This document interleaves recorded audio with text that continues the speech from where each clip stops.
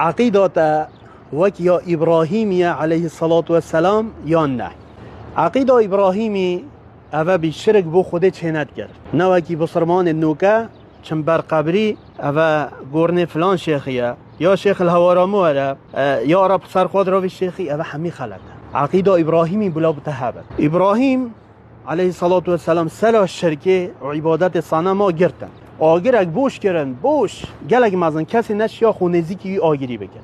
ابراهیم کرند منجنی قدا هاوتن ناف آگری دا، ملائکت هاتن ابراهیم ناف آگری دا. گوته یا ابراهیم ام چه بوده بکن؟ ملائکتت خوده گوته هکر هینن مت محتاجی بانینن، بس اما رب العالمین و بله ما محتاجی رب العالمینی هی.